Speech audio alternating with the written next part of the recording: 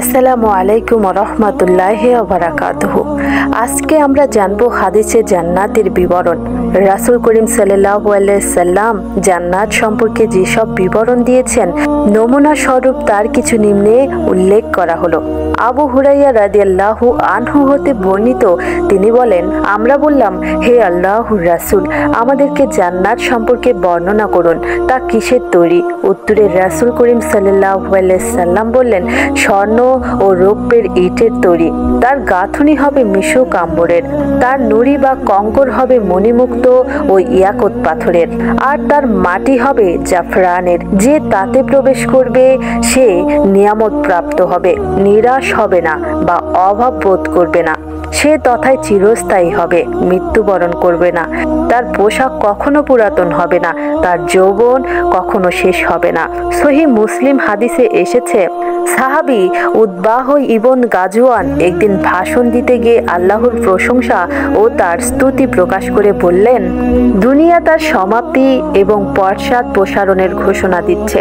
দুনিয়ার কিছুই বাকি থাকবে না, একমাত্র ততটুকু যা পাত্রের নিচে অবশিষ্ট থাকে, যা পাত্রের মালিক গ্রহণ করে থাকে। নিশ্চয়ই তোমরা এমন এক বাড়ির দিকে অগ্রসর হতে যাচ্ছ যা শেষ হওয়ার নয়। অতএব তোমরা উত্তম আমল সহ সেদিকে স্থানান্তরিত হও। আর আমাদের কাছে বর্ণনা করা হয়েছে যে জান্নাতের দরজার দুই কপাটের মধ্যকার ব্যবধান 40 বছরের রাস্তার সমপরিমাণ। অথচ এমন একদিন আসবে যেদিন সেখানেও প্রচন্ড ভিড় থাকবে। অন্য হাদিসে রয়েছে, সাহল ইবন সাদ রাদিয়াল্লাহু আনহু হতে বর্ণিত, নবী করিম সাল্লাল্লাহু আলাইহি সাল্লাম বলেছেন, জান্নাতের 8টি দরজা আছে। তন্মধ্য একটি দরজার নাম রাইয়ান। এই দরজা দিয়ে সিয়াম পালনকারী ছাড়া অন্য কেউ প্রবেশ করবে না। হাদিসে আরও রয়েছে, উসামা ইবন সায়েদ হতে বর্ণিত, তিনি বলেন, রাসূল করিম সাল্লাল্লাহু আলাইহি সাল্লাম বলেছেন, সাবধান, জান্নাতে যাওয়ার ঐকান্তিক আগ্রহ প্রচেষ্টাকারী কেউ আছে কি? কেননা জান্নাত এমন বস্তু যার অবস্থা সম্পর্কে কল্পনাও করা উদিত হয় না। তা হচ্ছে উজ্জ্বল আলোকে উদ্ভাসিত চকচককারী সুগন্ধি সুবাতাস, সুরম্য অট্টালিকা, প্রবাহমান নদী, পাকা বা সুস্বাদু ফল, অনিন্দ সুন্দরী স্ত্রী এবং বাহারি পোশাক।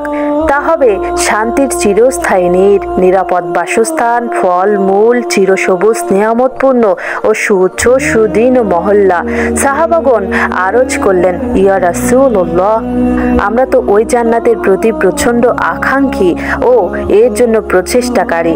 রাসূলুল্লাহ সাল্লাল্লাহু আলাইহি সাল্লাম বললেন, তোমরা বলো ইনশাআল্লাহ। অতঃপর উপস্থিত লোকেরা বললেন, ইনশাআল্লাহ।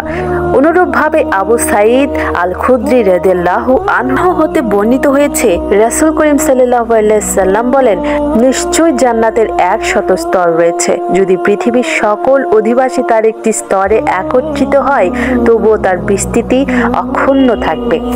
অন্য এক হাদিসে আবু হুরাইরা রাদিয়াল্লাহু আনহু হতে বর্ণিত, তিনি বলেন, রাসূলুল্লাহ সাল্লাল্লাহু আলাইহি সাল্লাম বলেছেন, নিশ্চয় জান্নাতের 100টি স্তর রয়েছে।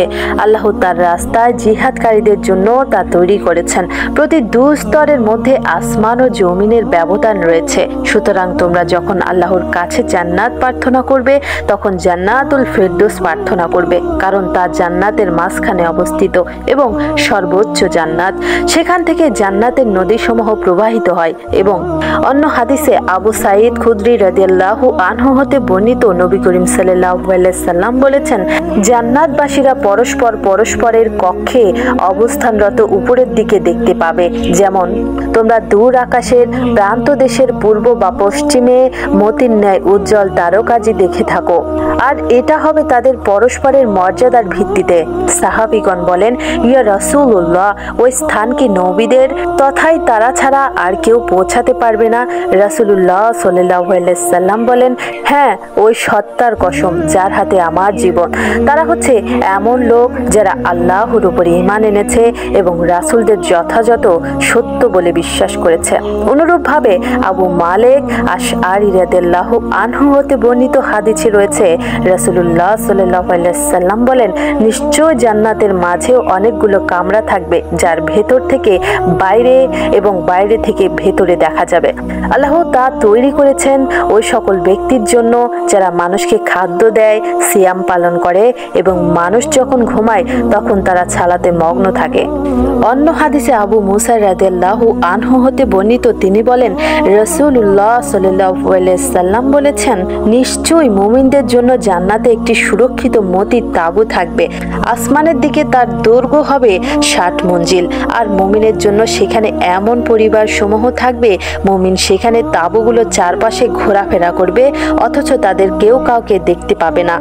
অনুরূপভাবে আবু হুরাইরা রাদিয়াল্লাহু আনহু থেকে বর্ণিত হাদিসে রয়েছে, তিনি বলেন, নবী করিম সাল্লাল্লাহু আলাইহি সাল্লাম বলেছেন, সর্বপ্রথম যে দল জান্নাতে প্রবেশ করবেন তাদের চেহারা হবে পূর্ণিমার চাঁদের ন্যায়।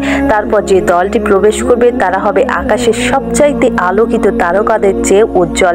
যারা জান্নাতে যাবে তারা পেশাব পায়খানা করবে না, থুতু আসবে না, কফ স্লোফও আসবে না। তাদের চিরুনি হবে স্বর্ণের, ঘাম হবে মেশকের ন্যায় সুগন্ধিযুক্ত। তাদের সুগন্ধি হবে কাঠ এবং মূল্যবান আলানজু সুগন্ধিযুক্ত কাঠ। তাদের সকলের গঠন হবে আদি পিতা আদম আলাইহিস সালামের ন্যায়।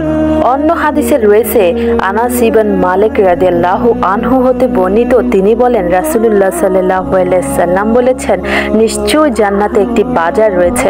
জান্নাতীগণ প্রতি শুক্রবারে সে বাজারে আসবেন।